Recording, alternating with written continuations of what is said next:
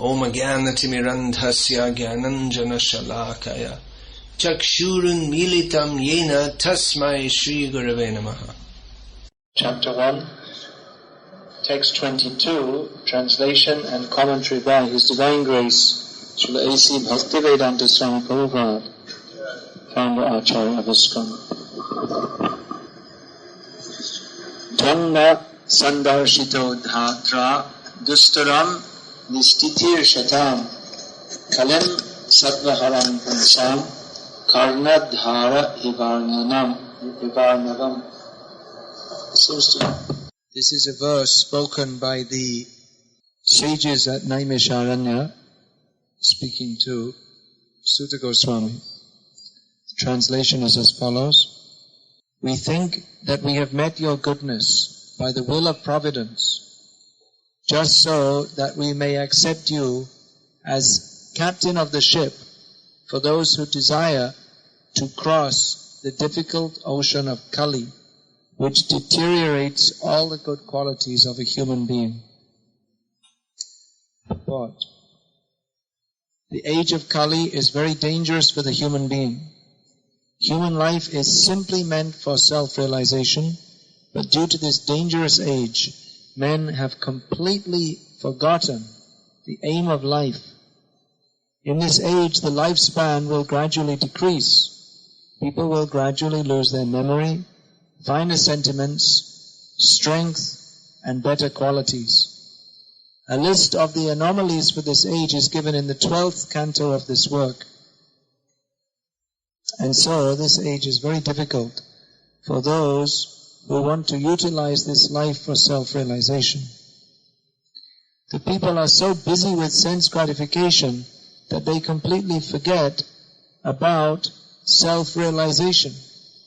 Out of madness, they frankly say that this brief life is but a moment.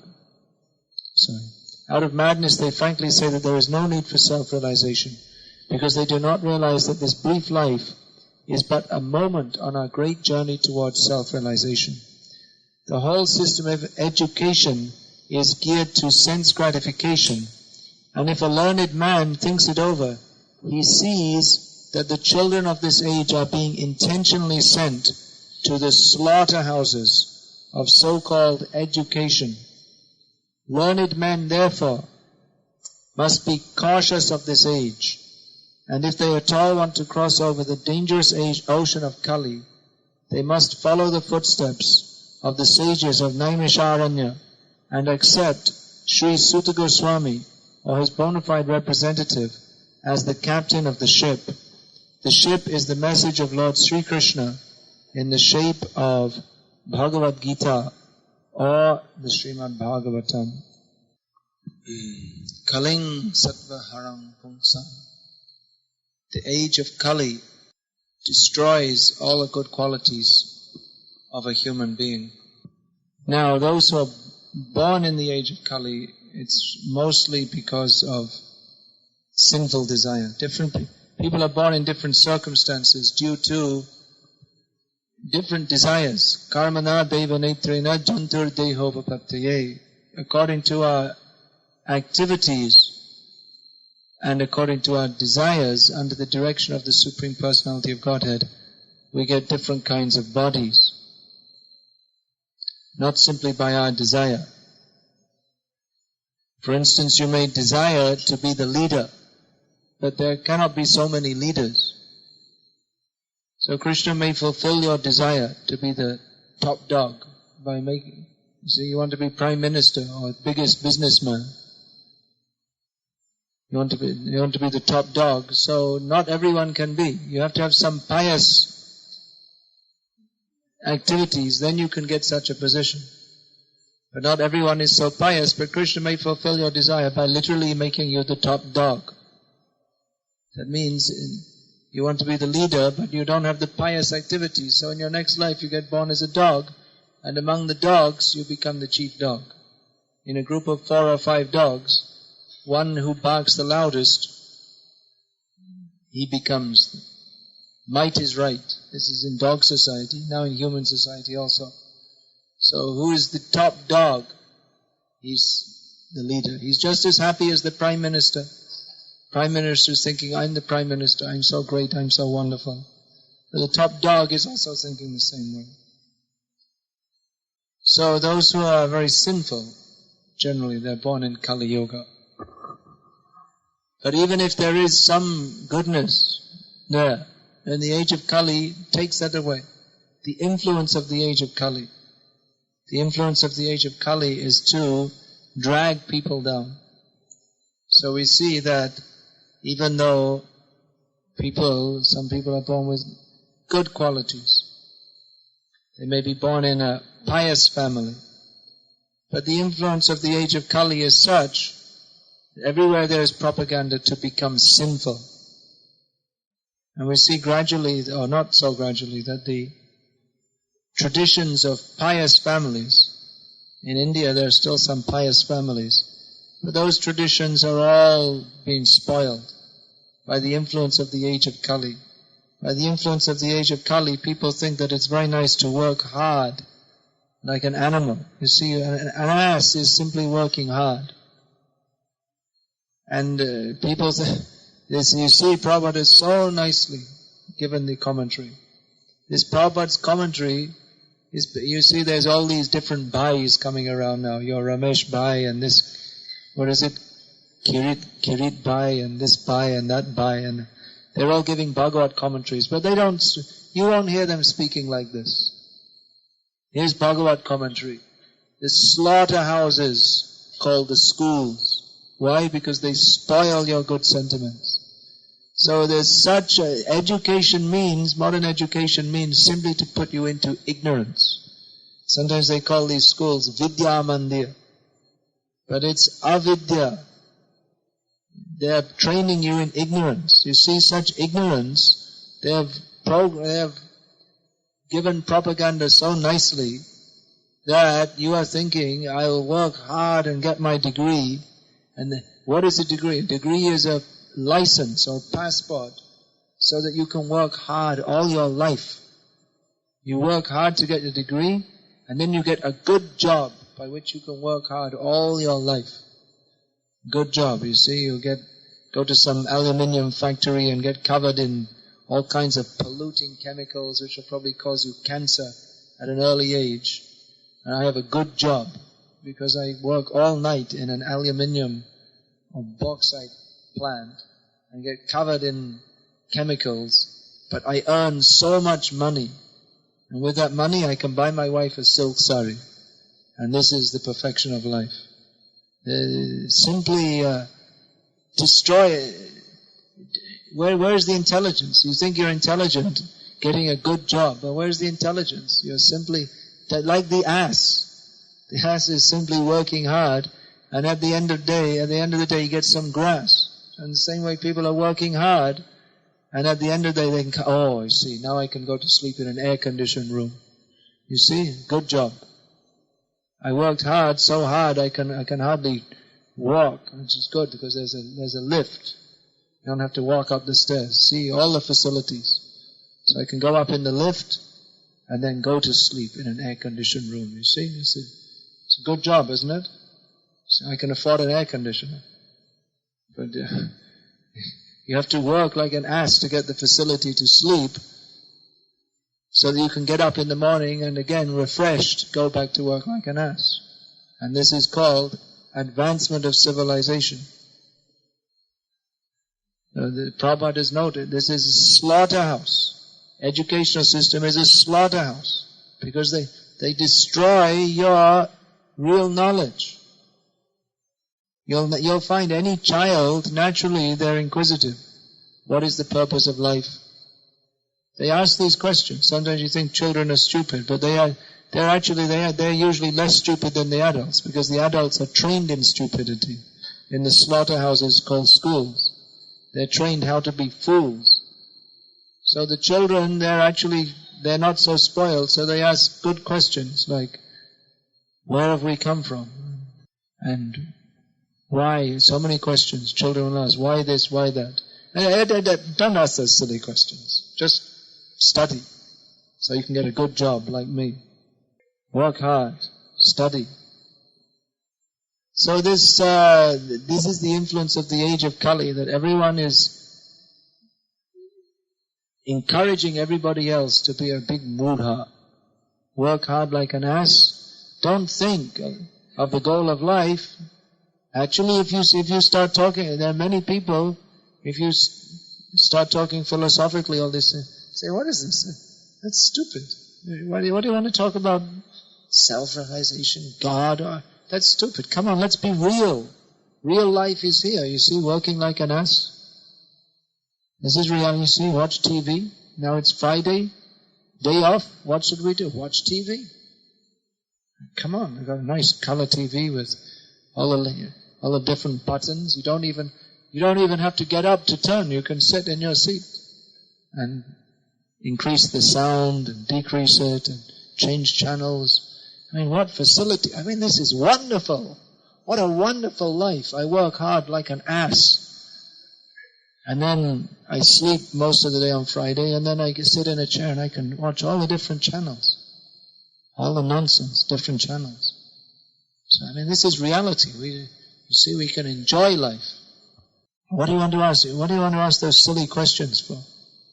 If you want to ask questions like that, ask them after you're 80 years old. And so that's what they say. Young people. Why should young people be interested?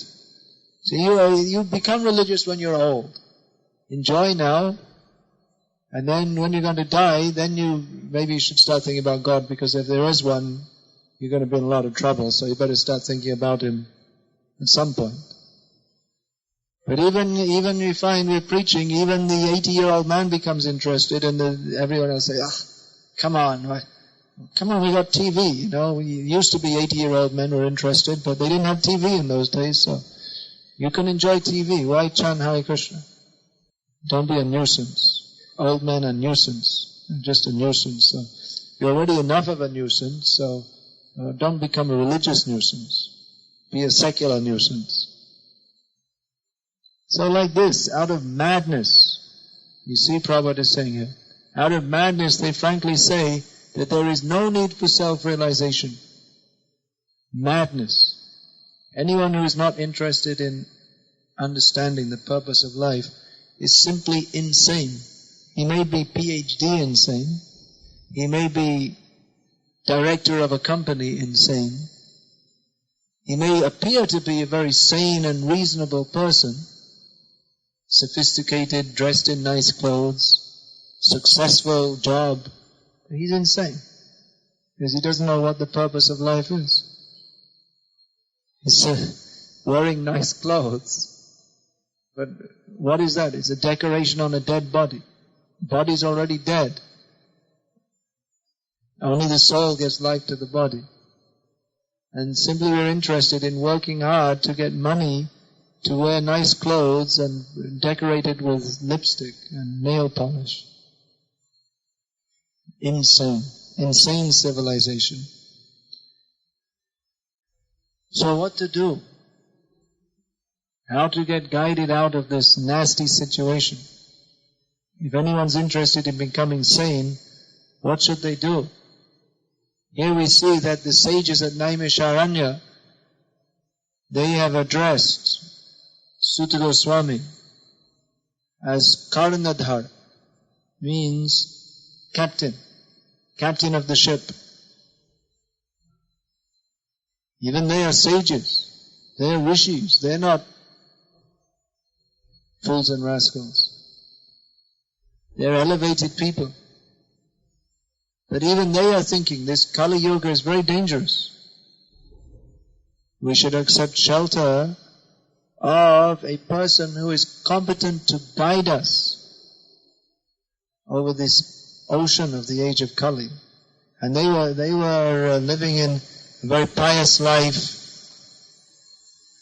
India at that time wasn't so much impious like now. But even they were thinking that this Kali Yuga is very dangerous. We have to take shelter of a person who is competent to guide us over the ocean of the age of Kali. Actually, the Kali Yuga has some good quality also. Kale dosha nithera jannasti eko mahan guna Kirtana Deva Krishna Samukta Sangaparam Bhajet. There is some good quality. In Bhagavatam 12th canto, Shukadeva Goswami describes some of the bad qualities of Kali Yuga, and it's pretty bad. It's very bad. So many things he says.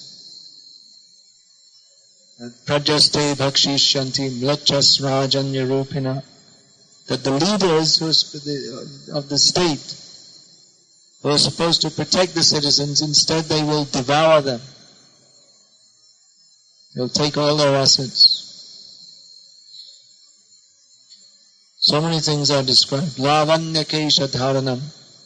People will think that beauty is judged by your hairstyle. Which hairstyle have you got today? Which color is your hair today? So many symptoms are there given there. Dampati viruchi hetur.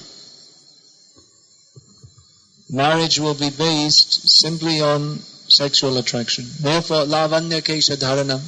Everyone's very busy making their hairstyle very nice, so they can attract some member of the opposite sex by their hair.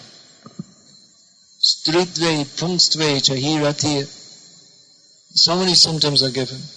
Someone will be thought, this is a very good woman, simply on the basis of bodily features, and men also.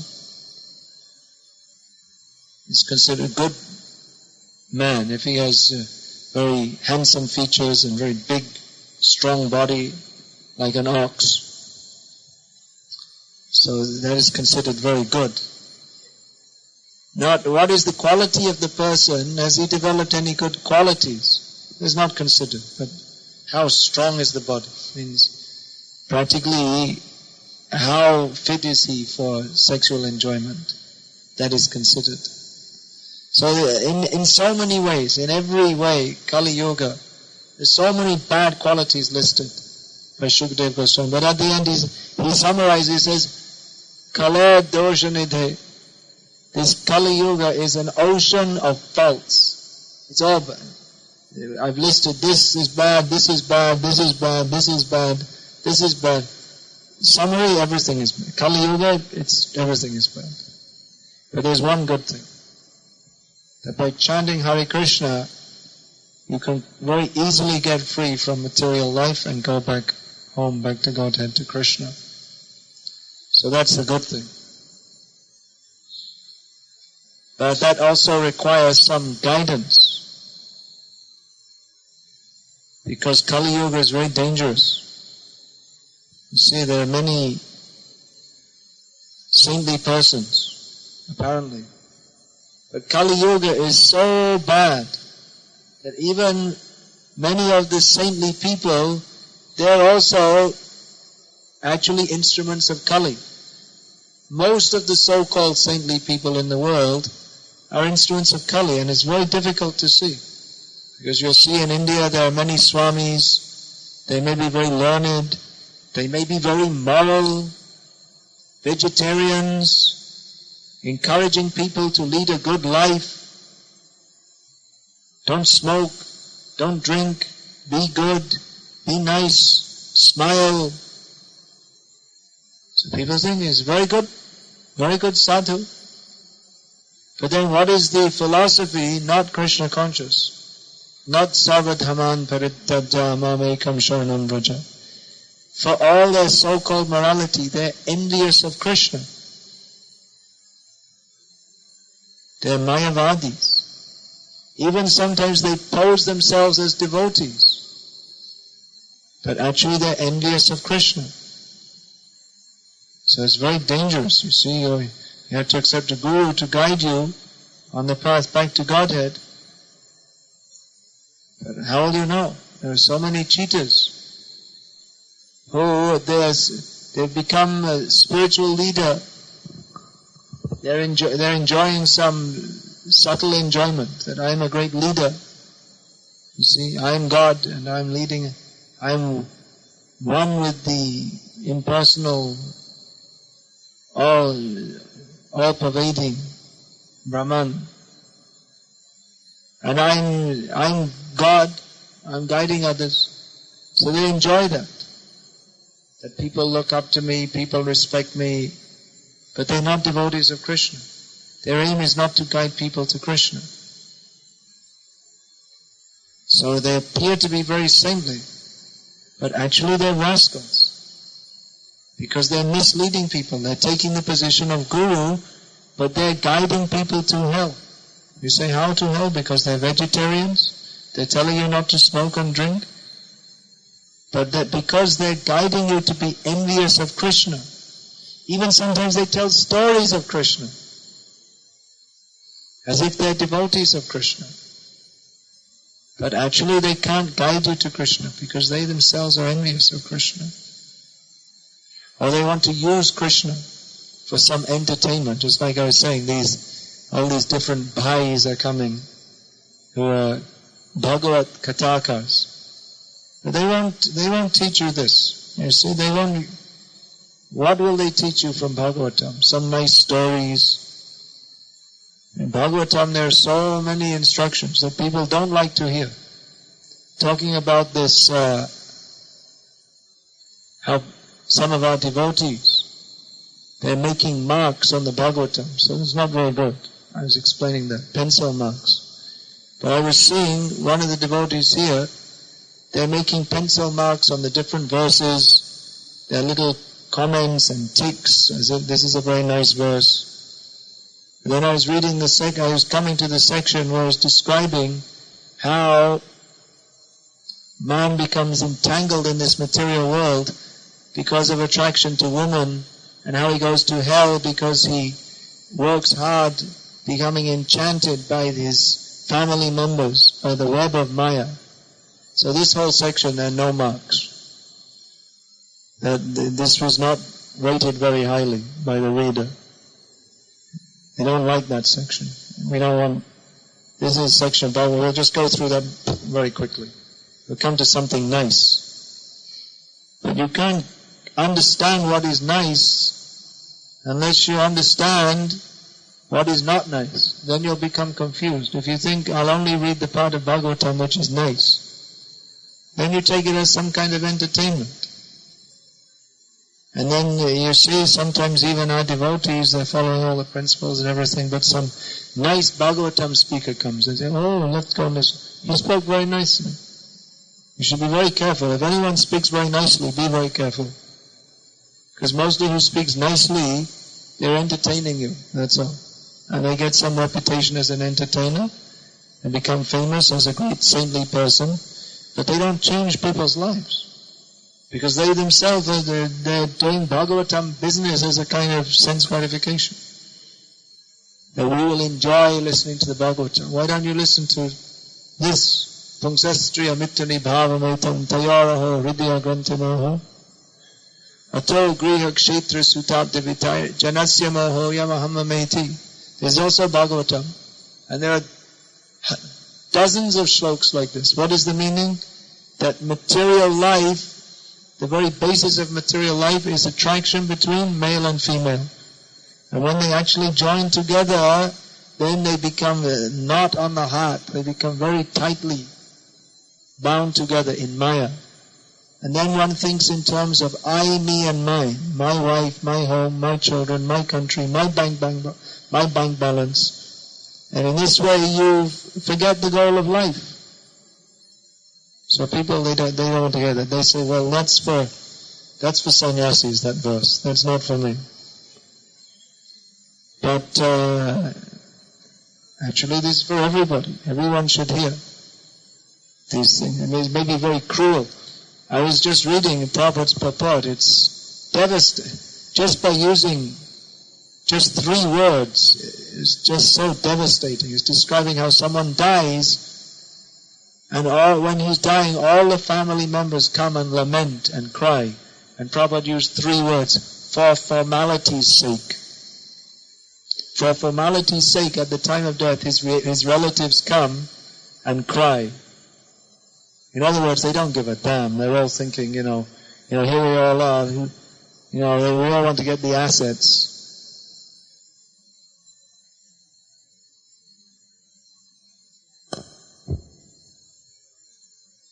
But someone's dying. Okay, all right, cry. Cry a little bit.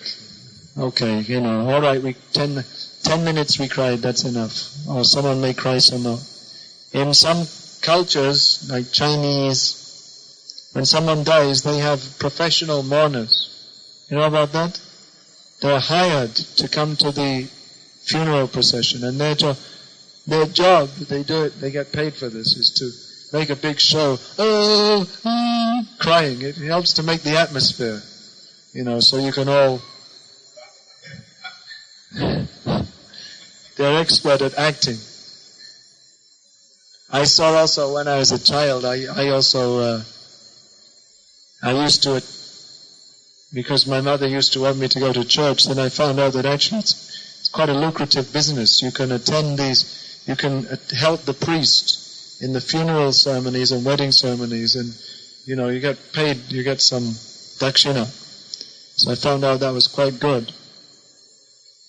That was the beginning of my religious life.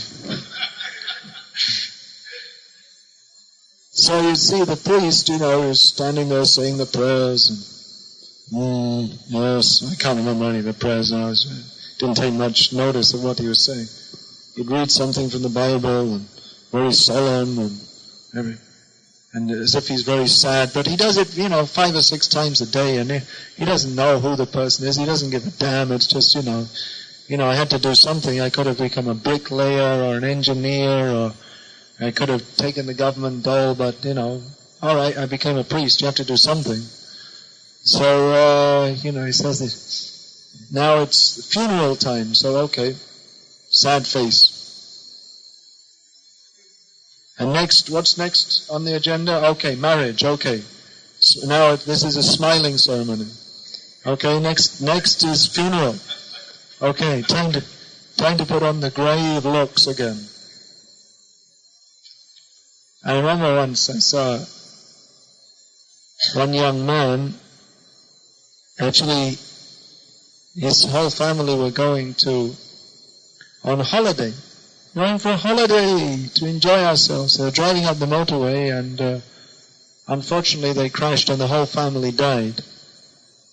So at the funeral ceremony, I was at the funeral ceremony, and the only surviving member of the family, a young man about 19 years old, and he was crying, oh! The next week I saw him in the church, and there was some young lady there, and he was talking to her and laughing, and I said, oh, wait a minute, just a week ago you were in such terrible pains at your family dying, and just 1 week later that Viraha Bhav is finished, and now he was in Shringaras with some young woman in the church. So Prabhupada is pointing it out for formality's sake. You see, such cruel, such harsh words. Who's going to accept this? That for formality's sake we lament when our relatives die. Actually, no one gives a damn. No one cares. Once someone's old, what's the use that someone died? I was shocked to hear that so and so died here. Last summer we heard Mother Teresa died, and messages came from all over the world. I was shocked. The Prime Minister of every country in the world. I was shocked. Why are you shocked? She was already like 80 years old. Of course she's going to die. Everyone dies, especially when you're old. Why are you shocked? Everyone dies, especially the death rate when you're 80 years old. It's pretty high. So we were shocked. Everyone's shocked when someone dies. Why are you shocked? Everyone's going to die. So especially an old person, they're just waiting for him to die. This old person, even though he worked his whole life to maintain the children, when they get old, the children think, how miserable. This is in modern society. In traditional cultures, old people are respected. In the modern life is enjoy yourself. But if there's an old person sitting at home and you have to feed them like a child, how miserable. We want to go to a party, but we got this old father, have to look after him, and costs us money too. He's so ungrateful. Why doesn't he just die like everyone else at his age? Then he died. Oh, wait a minute. Okay. Oh. All right. Cry. For formality's sake. He'll do some crying. So people don't like to hear this. This is the fact. There's no love in the material world. Everyone's self-interested. They create a family just because for the sake of enjoyment, we'll have a family. Otherwise, how can you be happy? No life without wife. Living begins with, your real life begins when you have a wife to encourage you to work hard like an ass. And so people don't like to hear these things. I'm sure you'd all be enjoying this much more if I was telling a few jokes and stories, and making you all laugh. So sometimes that's also one method of preaching. But reality is that life in the material world, it's cruel, not nice. Their only friend is Krishna. Suharidam sarvabhutanam. The only friend is Krishna. And who guides us to Krishna, he is actually our friend. And everyone else, in the name of being a friend, is an enemy. Because in the material world, friendship means everyone's making some adjustment for sense gratification. That how much can I get from you? That's just like Dale Carnegie's philosophy. Now it's been made into a big science by this Stephen Covey. The whole thing, how to win friends and influence people. It means you be nice to people, and then because you're nice to them, they think, then you take some advantage from them. That's the whole thing. And Stephen Covey's made a whole science that make sure he gets something. You do some work, make sure he gets some. He's coming to Dubai. Dubai is being blessed by the presence of Stephen Covey. So his idea is that you make sure that everyone gets something, and then you can get more for yourself, and we'll all live happily together. He's doing pretty good business out of it himself. Become a multi-millionaire by advising people how to live in this world happily, which is nonsense, because there's no living in this world happily. The idea is that you're nice to everybody else, and then everybody else will cooperate with you. It's not true. In the modern age, you're nice to people and they simply rip you off, and they cheat you. Business means, your own business. You're nice, you're talking, this, that, but you have to be very careful. You can't be too nice. You don't give the goods without making a contract. It's not simply love and trust. So we're going to deliver $2 million worth of goods, and you don't have to sign. We trust you. We love you. We can just pay whenever you like. Whatever, the business doesn't work like that. Everything subject to Bombay jurisdiction. Even if you buy a coach ticket for 100 rupees, booking in advance, any dispute subject to Bombay jurisdiction. No trust. Business means everyone's trying to cheat everybody else. And that's the whole material world. Everyone is simply trying to cheat everyone else. But we make a veneer on it. You know what veneer means? You know what? It's like you have some cheap wood, like hardboard or something like that. Chipboard. And you put some plastic coating, which the plastic looks like it looks like it's teak wood. So it looks good from the outside, but actually it's useless. So in the same way we make a show of being nice to others, but actually everyone's interested in themselves. So this is the actual fact of society. And this is described in Bhagavatam. Bhagavatam describes Krishna Leela. So many different Leelas of the Lord, but gives us what is the actual fact of this material world. Otherwise, if we don't hear these things, we'll listen to Krishna Leela and we think that's very nice. And material life is also very nice. But our actual spiritual life begins when we are disgusted with this material world. When we understand that this material world, as Bhakti-siddhanta Saraswati Thakur said, is not a fit place for a gentleman.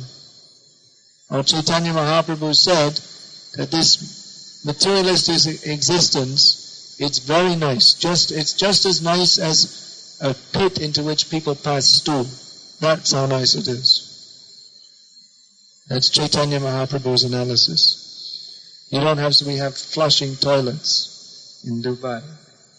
So we don't know what that is. But you can imagine in the hot weather, there's a pit, people, no drainage, just you pass stools, so everyone's stool is mounting up and fermenting in the heat. You can imagine how nice that is. So Chaitanya Mahaprabhu's analysis is that this material world is like a pit into which people pass stool. That's how nice it is.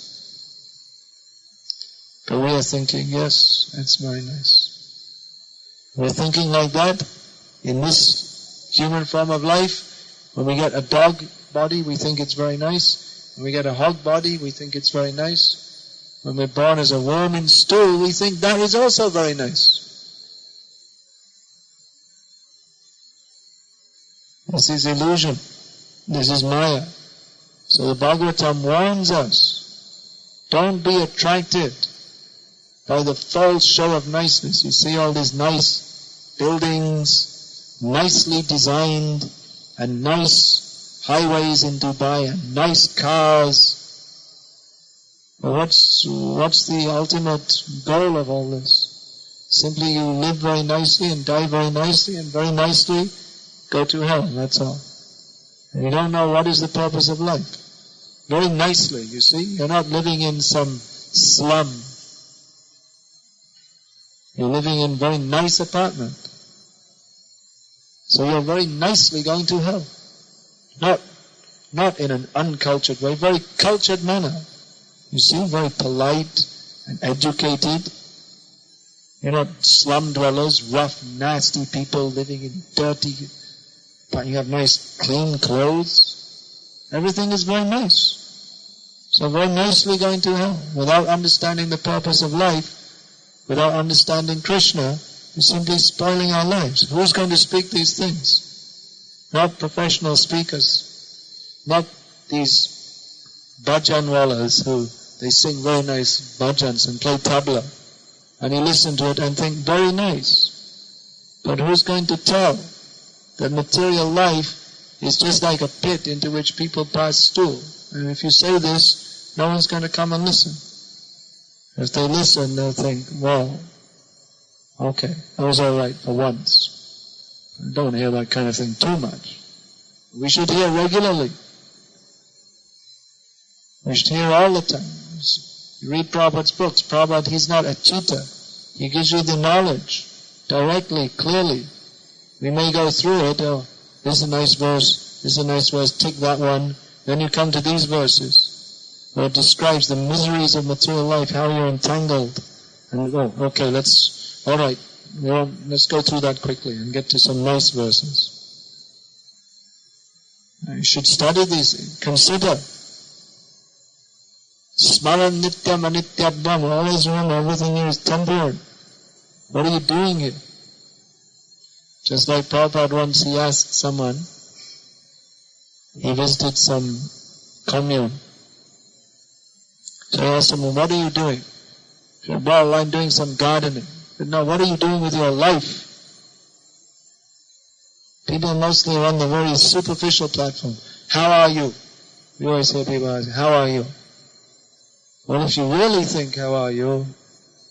It's not very good. How are you? I'm going to hell. And you say, how are you? Yes, very well, very nice, thank you. But if you really want to answer the question, how are you? For most people, I'm completely in illusion. I don't know what the purpose of life is. I'm simply wasting my time. That's simply, how are you? That's all. Why don't you really consider, how are you? What is the actual position? How are you? What are you? You don't even know who you are. First of all, you should ask, who are you? No, how are you? Who are you? Are you the body or what are you?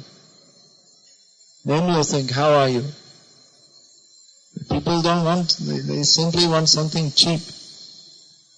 Even in the name of religion, you see people very pious, go to the Gurudwara, go to the church. But who wants to surrender to Krishna? That's why there are so many cheating Swamis. They're very successful. You see, they have thousands of followers. And they think, well, what is this Hare Krishna? There's only a few. If you go to Sai Baba satsang, you'll find so many people. So why not Hare Krishna? That means Sai Baba is better, isn't it? No. It simply means those who want to be cheated. There are more. In Kali Yuga, there are more. So they're going, it's very nice. You go there and you take some blessing. And some sparks will fly out of his hair. And some dust will fall out of his hand.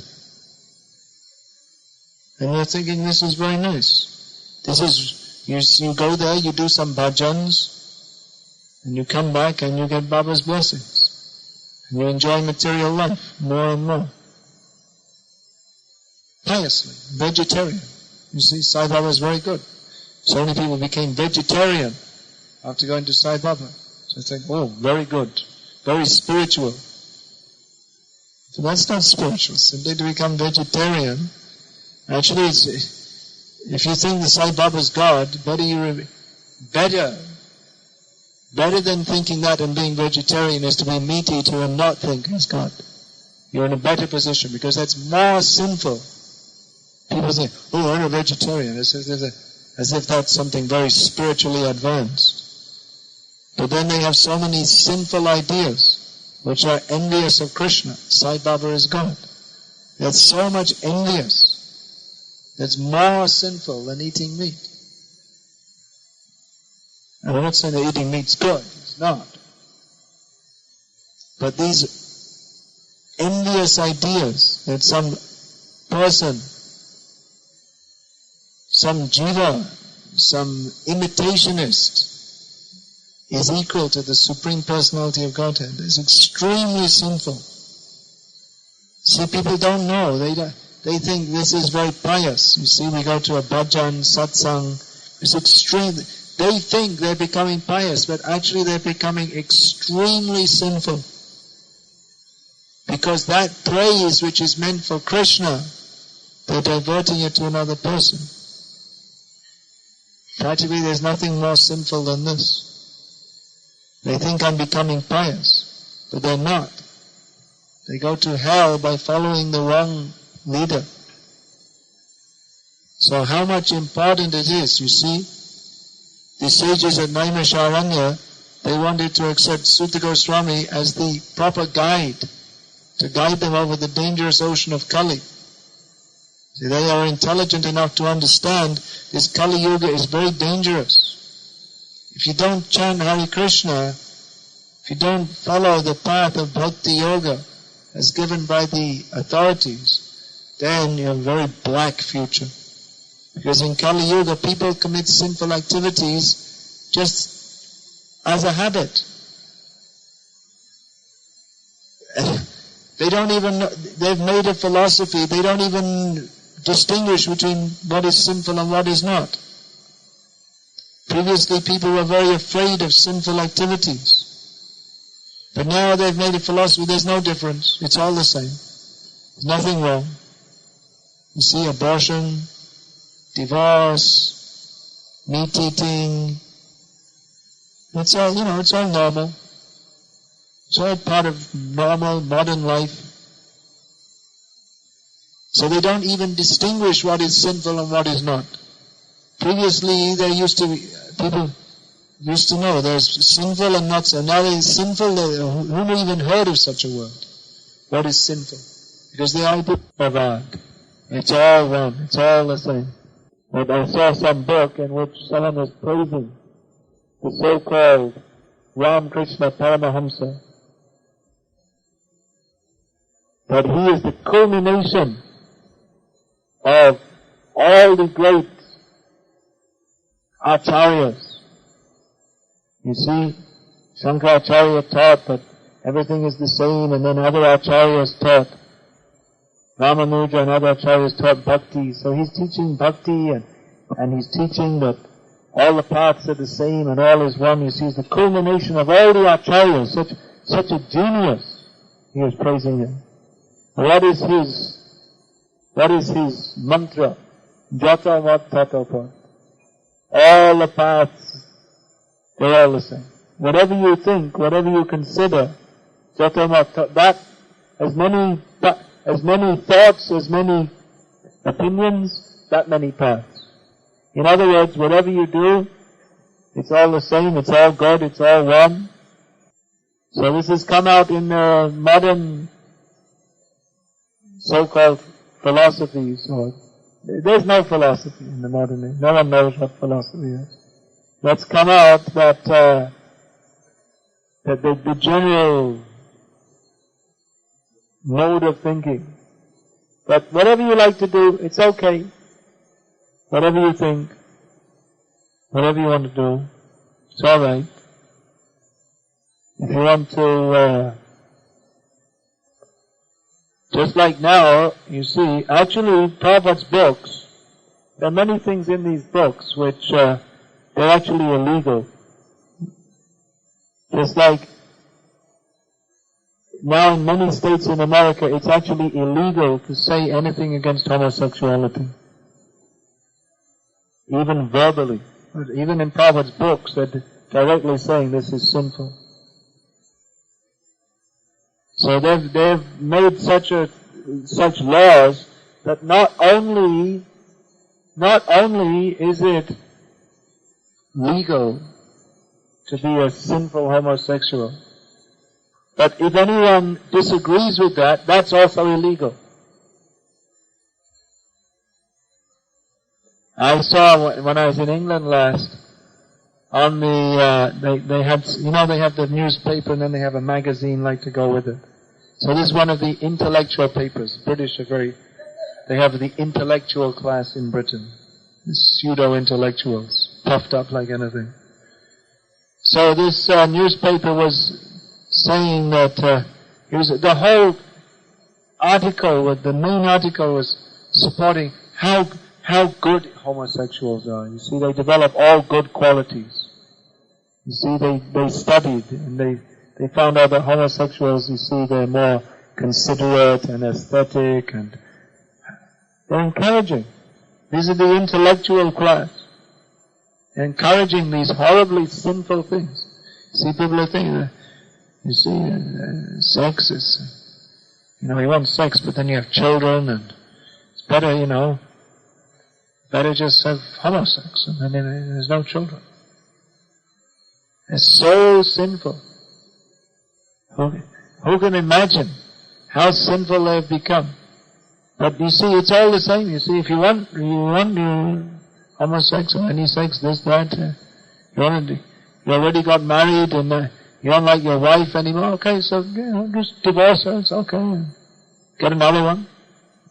Plenty of women in the world, aren't there? Marry someone else, I want to marry, well, she's already married to someone else, okay, never mind, doesn't matter. Take her away. It's modern life. Nothing wrong with that. You'll see in the advertisements for marriage, they'll say, what is that, innocent divorcee or something. It wasn't my fault, it was the other part. They want to get married again. I'm innocent. They'll both say, I'm innocent. Innocent victim of the other person. You say, got divorced. So, want to get married again and, if it doesn't work out, you can always try again, I mean, we're going to live for 60, 70 years, so, if one marriage doesn't work, well, just try someone else. If that doesn't work, well, you can always try someone else. And, a few kids here and there, and, never mind. They can grow up. They'll grow up somehow or other, we don't have to look after them. I love my kids. I hug them. That's all. From time to time I hug them. I look after them. And they don't need me to tell them anything. They get everything from the TV. So, there's food in the fridge. So, what do they need me for? I'll go to a party and make some orchids with someone. So this is modern life. Everything's okay. These are the teachings of modern philosophy. Everything's cool, man. Everything's nice. But an Acharya doesn't say that. Acharya means one who teaches by his example. Means there's some Acharan. Not Acharan that whatever you want to do, it's okay. Everything's all the same. No. Rules and regulations. As soon as you say this, so many people will walk away. That's why our popular speakers, they don't give you rules and regulations. Or even if they be a vegetarian, be good, smile. But surrender to Krishna. Who's going to speak such a thing? You say, that's crazy. Why do you want to surrender to? What is this? They'll make so many philosophy. There's an organized attempt to deny the supremacy of Krishna in the terms of Indology and so different. There's some interpreters of Bhagavatam. They go and give classes and they say that things like, well, Vamandev, he covered the universe with his steps. That means he was a very learned person, so his fame spread all over the world. I mean, you can't really believe that he stepped over the universe, so you have to interpret it in this way. So people are being misled. But an Acharya speaks what is the fact on the basis of Shastra, doesn't interpret it. Prabhupada, he said so many things which were unpopular. When they were going to the moon, so-called, Prabhupada directly told him, you didn't go to the moon. He publicly said what people thought was crazy. How can you say you didn't go to the moon? We saw it on television. You see so many films on television. Now they have this famous film that was a fashion for some time, this Jurassic Park. You saw all these dinosaurs. Now is it real? You see science fiction movies. So how you saw it on television? Actually, I got one very interesting video made by Americans, journalists, and showing in so many ways that the whole moon trip was just a big hoax. So much cheating. The first thing they showed that you see, with all this big spacesuit on, you couldn't even get in and out of the space capsule. That's the first thing. Because the hole to get, the door was too small. It's not possible. But they showed so many things. So many. It's very interesting. I should have brought it actually. Our devotees are doing college preaching and it's a sensation. And all the professors, they hate it. But the students, they're quite interested. Yes, in Gujarat, we're doing this. So Prabhupada is quite open. You can't go to the moon. Why? Because the moon is further away than the sun. And this sounds like craziness. Madness. And how can you say that? Because Shastra says, but this doesn't tally, you see, modern science, you see, we know the moon is only a short distance from the sun. We send radio waves, and we aim them at the moon, and they come back, and we see how much time it takes to come back, and by this, we know the speed of radio waves, and this way we can understand the distance of the moon. It's a simple scientific thing. So who's right? The Prabhupada saying that the moon is a heavenly planet full of nectar. It's further away than the sun. You can't go there. It's 95 million miles away. And your spacecraft, you said, only goes 18,000 miles an hour. So how did you go in 4 days? It seems like crazy thing. Actually, one devotee I was hearing, he was asking Prabhupada that, actually the scientists, they discovered so many things about space, and how can we deny them? He gave an example. They discovered this planet Pluto because they saw that the planets Jupiter and Neptune, according to their calculations, their orbit wasn't as it should have been. It seemed to be influenced by another heavenly body. There seems to be some gravitational effect by which their orbit, it's not going in the ellipse that we think it should be going in. So they calculated that, you see, this one should be going like this, and this one should be going like that. So they calculate that it seems that there should be a planet in this orbit which is influencing Jupiter and Neptune. So they looked in their telescope and they discovered Pluto. So it seems, they know what they're doing. They could understand this planet must be there due to the influence on other planets. Prabhupada's reply, we have our own calculations. We don't care for this.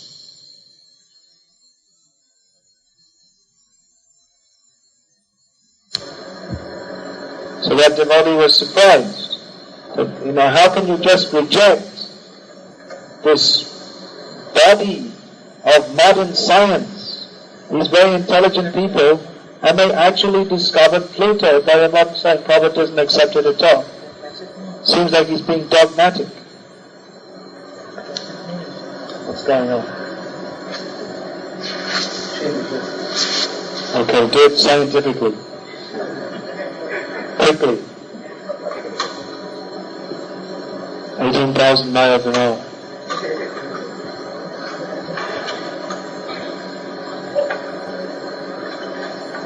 So then a few years later, the devotee saw in the newspaper a headline. This was about 1981. He saw a headline that Pluto will vanish by the year 1986. And it was actually a sarcastic headline, because it meant that according to their original calculations, if their original calculations, which they discovered Pluto by, if they are actually correct, then according to that, Pluto should be vanishing so fast that within 5 years it would absolutely cease to exist. And so in other words, they made more calculations, and they discovered actually the whole thing, Jupiter and Neptune, they weren't in a run course anyway. And it was just a complete fluke. They discovered Pluto. The Prabhupada said that these scientists, they discover things because the Prabhupada said that Krishna sees they're trying so hard. Okay, let them discover something. And then, okay, let them discover something, and then let them become a Nobel. Let them become a Nobel Prize winner. Let them discover. Most of the scientific discoveries come, someone tries so hard, trying to find out, and then when they're not even thinking about it, just like Eureka, sitting in the bath, having a bath, Eureka! When you're not even thinking about it, then Krishna's super soul gives the inspiration, and then you get a Nobel Prize for discovering. But then someone else comes along and discovers that what you discovered wasn't true, and he gets a Nobel Prize. And this goes on and on. So Prabhupada had no faith in this. He said, we have our own calculations. So same thing. Prabhupada was fixed in Shastra, and fixed in knowledge of Krishna, and fixed in serving Krishna. And he knew that there is nothing, the only benefit, the only welfare work for human society, the only necessity of human society is to spread Krishna consciousness. Therefore he did it. He went all over the world and he spread Krishna consciousness. And there are many gurus and sadhus and even Vaishnavas, they didn't do it. They didn't understand the need to save others from a miserable life. But Prabhupada had that love for Krishna, by which he understood that everyone is part and parcel of Krishna, everyone is suffering without knowledge of Krishna. So let us try to do something to spread that knowledge of Krishna. Therefore, in our Krishna conscious movement, we accept Srila Prabhupada as the captain of the ship called ISKCON, which can guide us over the dangerous ocean of Kali. It's very dangerous. You see, there's in the Amazon River, maybe you know, there are some fish called piranha. So if you think, I will go for a nice swim in the river, and as soon as you jump in the river, within 1 minute, there'll only be a skeleton left. Because they'll come and they'll come and eat you immediately, little fish. So you may think, well, we're going on the boat of Krishna consciousness, but, you know, the ocean of Kali, it's not so bad. Let's go for a little swim. Just like going for a swim in the Amazon River. That's one way of committing suicide. They have books, how to commit suicide. Different options. Choose your own option, tailored for your personality. So that's that's an exotic way to commit suicide. You fly to Brazil, go in the Amazon River, and dive off the boat, and there'll be a skeleton and red water. Nothing left. Everything gone. So like that, we may think, well, I'll chant Hare Krishna, but, you know, enjoy life a bit. Have a little entertainment, watch TV, and mix up with a few, you know, all this fanatical, calling them materialistic people. I know they're nice people, and nothing wrong with have a few bad habits, but it's very, very dangerous. Therefore Chaitanya Mahaprabhu, when he was asked, how can we recognize a Vaishnava? Chaitanya Mahaprabhu said, Asat Sanga Tyag E Vaishnavacha. The first symptom or the prominent symptom of a Vaishnava is he gives up Asat Sanga. So Asat Sangha means associating with materialistic people, associating with the ideas, the propaganda, the TV, all this nonsense. So our path is quite different. We may be living in this world, but those who are devotees of Krishna, they don't take part in it. Only as much as necessary. Because you have some job, this, that you have to do. But only as much as necessary. Not anymore. We don't try to enjoy this material world. It's very, very dangerous. If we think I'm going to enjoy, material enjoyment means you get a tiny drop of enjoyment which is not enjoyment at all, and for that you have to suffer repeated birth and death. We should understand these things. Take shelter of Bhagavatam, who is Krishna in literary form. Take shelter of Bhagavan, Aradha Bhagavan, Brajesh Chaitanya, Sadhama, Vrindavanam. Take shelter of Krishna in Vrindavan, worship Krishna. And take shelter of the Bhagavats, means the devotees. All devotees have to help each other.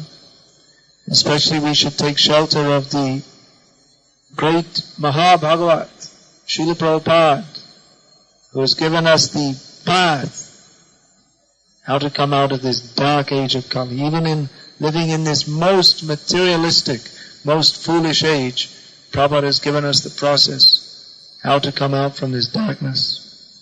So we should follow his guidance. Read these books. Read every page. Don't skip over. Don't think, this section is too much for me. We may say, I don't like to hear all these things about how materialistic life is I like something. It's not you like, you don't like. But there's the fact that this material world is like a pit into which people pass stool. So don't try and ignore that. Then you'll cheat yourself. Bhagavatam is full of instructions that are meant for our benefit. So you have to be brave enough to take that. Materialistic people are simply they try to hide themselves from reality by watching TV, movies, parties. They're simply covering themselves from reality. They don't want to face the reality. The material life is miserable. We all have to die. We all have to suffer. So, as devotees, they are sargrahi. They're interested in accepting the essence of life. So don't take Krishna consciousness as a kind of pious entertainment. The whole package has to be taken. Material life is miserable. Understand this. And understand this and take it as an impetus to come out of this materialistic life, surrender to Krishna, and enter into our real life, which is with Krishna in the spiritual world. Hare Krishna. Is there any question?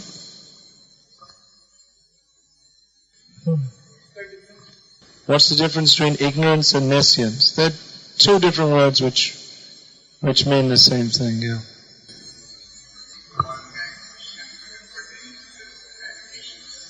Though we are all products from that system, and we are our new generation. That is why it's called a slaughterhouse. The animal going to the slaughterhouse also has no other option. They don't ask the animal, would you like to be slaughtered or not? They simply force you. So the education system is a slaughterhouse. You have no option. You're simply an animal sent for slaughter. But at least we have one option. Take to Krishna consciousness. And take proper education from Srimad Bhagavatam. But you should also understand that it's very insidious, this education system. The whole atmosphere that's created by it. That life is coming from chemicals, and then someone is better because he has a university degree. This is very deeply rooted. People say, oh, well, I'm better. Even you see people become devotees, but they think, you see, I'm a devotee, but I'm an MSc devotee. And he's a devotee, he's only a BSc. You see, I'm better. That false pride, because you've got more nescience in your head, more nonsense, then you think you're better.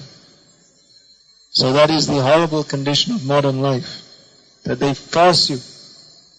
And even though it's of no benefit, you see,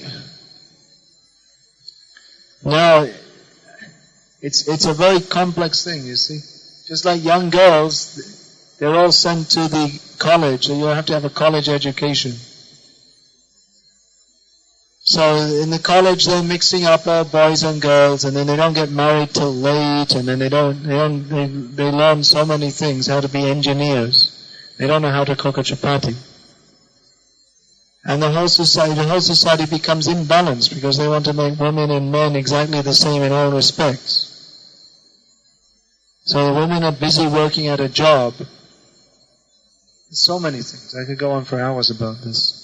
They're working at a job, but then who's mothering the children? They don't want to do that. They're busy at their studies, they don't want to cook, so they go outside to eat some food cooked by some sinful person. And they eat bread cooked by karmis because it's convenient. It's a whole syndrome of contamination. By this everyone has to get educated. Everyone has to have a degree. But for developing higher qualities, then, as Prabhupada says here, that finer sentiments are destroyed by Kali Yuga. So this materialistic education, it destroys your finer sentiments.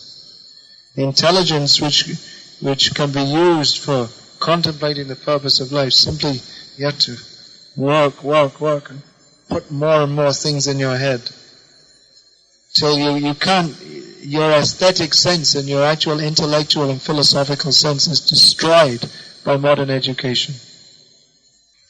I know myself, I had no idea of Krishna consciousness at the time, but I was under a lot of pressure to go to university, but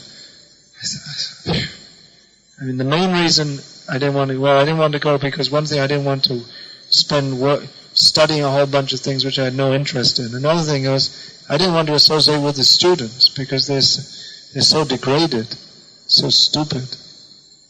Why do I want to live with the students? Who was their main interest in life. That's why they're saying, come on, you go to university and you can enjoy with the other students. No, thank you. By Krishna's grace, even though I didn't know about Krishna consciousness, but I had enough, Krishna gave me enough intelligence to avoid going to university. Alright, so it's enough whiplashing for now, but take it seriously. Don't take Krishna consciousness as a sentiment. Chanting Hare Krishna and be happy. But you can only be fully happy in Krishna consciousness if you understand that there is no other happiness but Krishna consciousness. So having said that, we'll chant Hare Krishna and be happy. A few more questions? Okay. No? There's no more questions. Alright, let's go. What is the symptom of being envious of Krishna? The symptom of being envious of Krishna is that we don't want to serve Krishna, or we deny Krishna's supremacy. Or even we may say, yes, Krishna is supreme, but Shiva is also supreme, Brahma is also supreme, my Guru is also supreme. And then what is the meaning of supreme?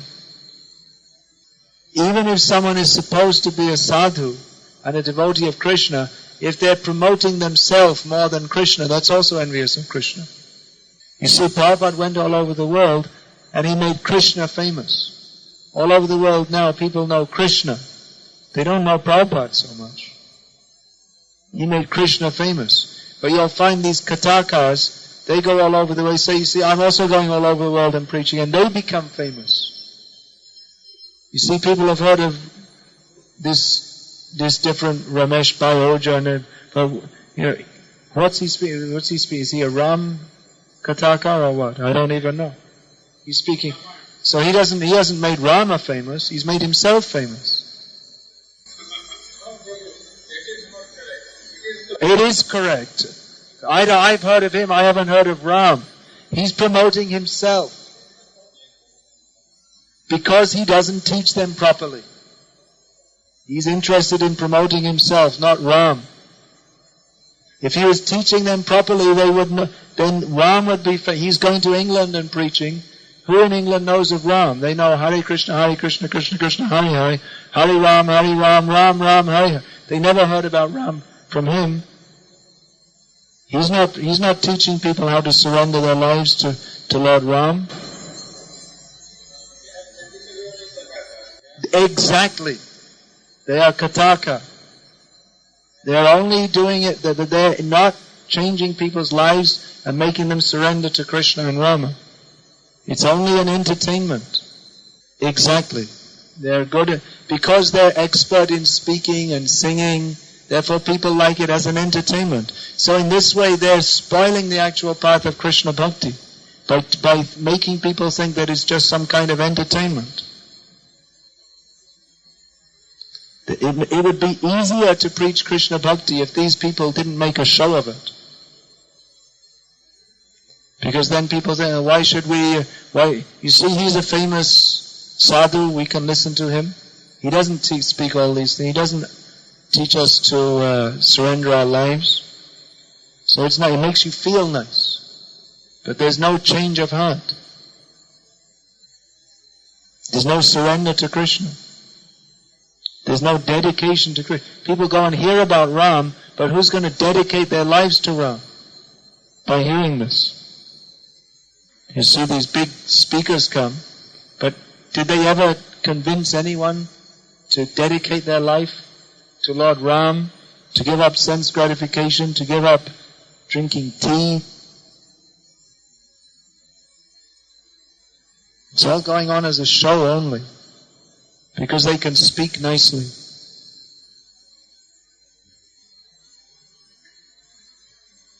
If you're going to you should speak everything that is in Shastra, not just some selected things. Any other question? You should hear these things.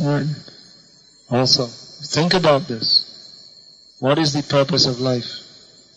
How do you actually know for yourself whether you are progressing? How do you know for yourself whether you're progressing? When you're eating a meal, how do you know that you're becoming nourished and satisfied? You feel it automatically, isn't it? So in the same thing, if you become Krishna conscious, then automatically you become satisfied by serving Krishna, and you don't want sense gratification. That's the test. If you're still interested in talking nonsense, watching nonsense on TV, if we're still interested in anything which is not Krishna conscious, that means we're not making advancement. But if we have more attraction, that whenever I get time, let me chant about Krishna, let me do some service for Krishna, that means we're making progress. You can feel it yourself, you'll feel satisfied by serving Krishna. And the symptom of a devotee is that actually once you get that taste, then you feel you don't like to mix with materialistic people. You don't like to waste your time talking all nonsense. These are some of the symptoms. This is described more elaborately if you get this book, Nectar of Devotion, which is called The Complete Science of Bhakti Yoga. Have you got that book? So that describes someone who is becoming advanced in Krishna consciousness. There are different symptoms. Doesn't like to waste time, doesn't like to talk nonsense, doesn't become affected by material conditions, likes to chant the name of Krishna, likes to glorify Krishna. These are different symptoms. So you can judge for yourself. Any other question? How important is initiation for what? For any person. Well, initiation means, how important, you might think, well, it's important, so let me get initiated. But what is really important is the consciousness that leads towards initiation. It's not simply a formality. That if you hear, yes, initiation is important, okay, let me get initiated. But what is the consciousness? Initiation means to take the commitment to dedicate your life for surrendering to Krishna. So that is required. That is absolutely required. But if we think, yes, let me just take initiation, and then I'll just get initiated, I'll just get some blessings, and then Guru Kripa Hi Kevalam, that's all. Only Guru Kripa. So I'll get it.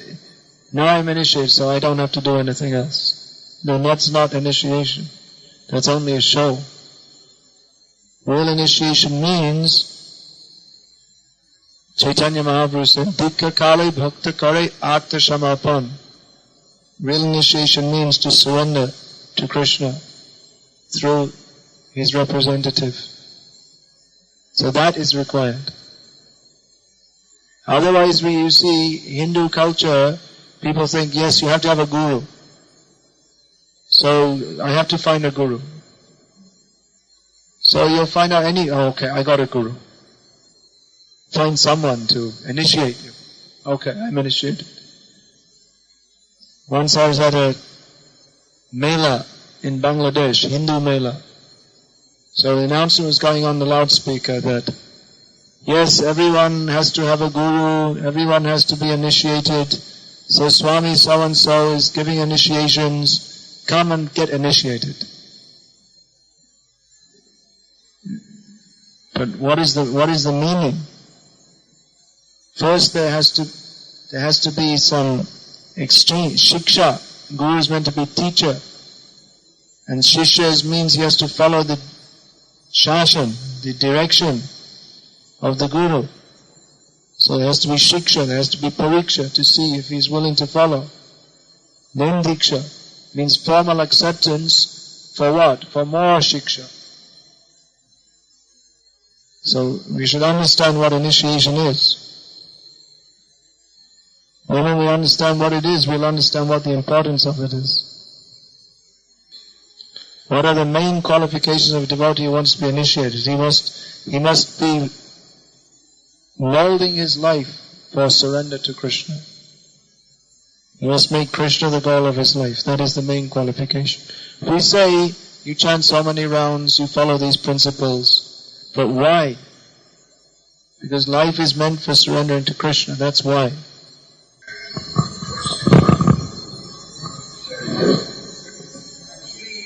But what is surrender? You know what surrender means?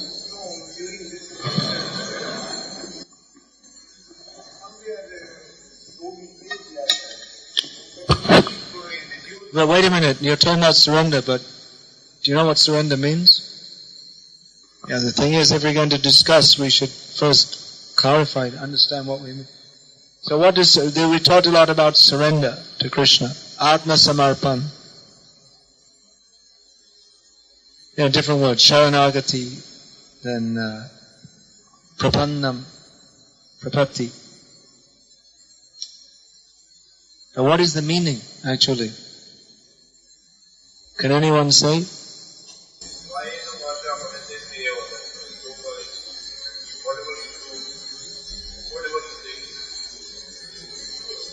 Do for the sake of purification. Alright, but there is a specific definition. You see, all these words, it's not simply vague. But there's a specific definition. So there's one verse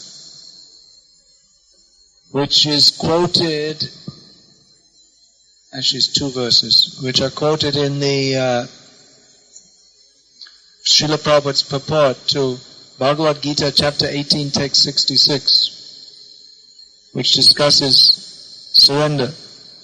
So a definition is given there. Does anyone know that? Yeah, but what about the verses in the purport? Does anyone know? You can look it up, that's alright. I can tell you also. You should learn this also. Surrender means there are 6 points. Can anyone say in English even? If you don't know. Sharvidha Sharanagati, there are 6 points. But what are the 6 points? Please say it. Anukulyasya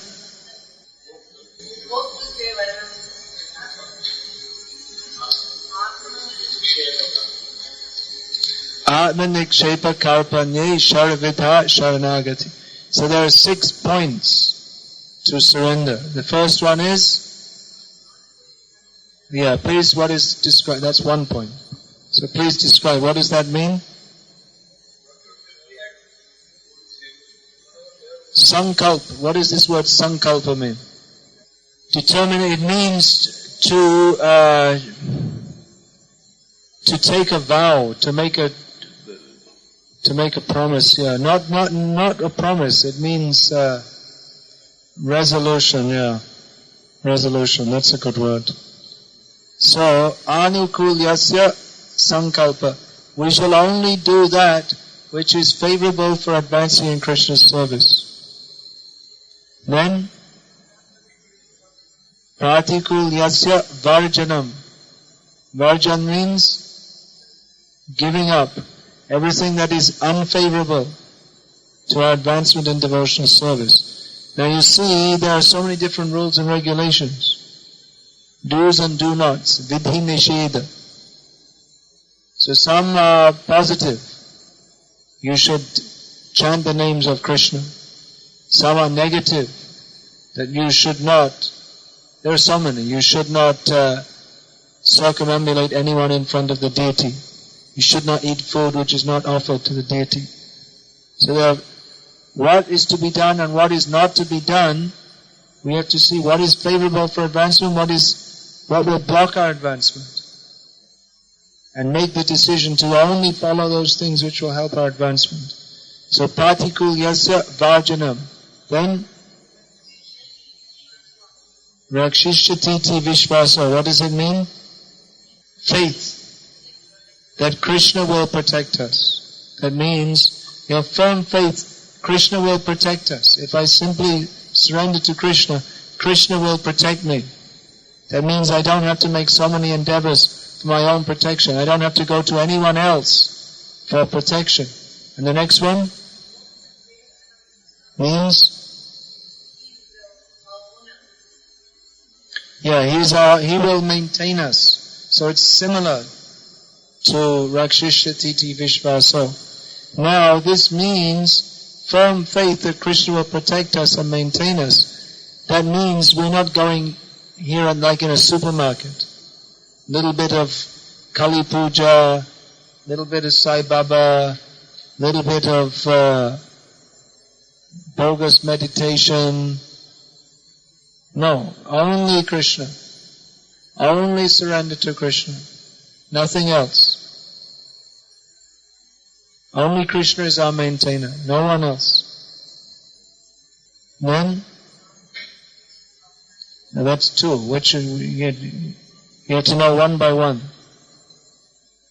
Atma Nikshepa means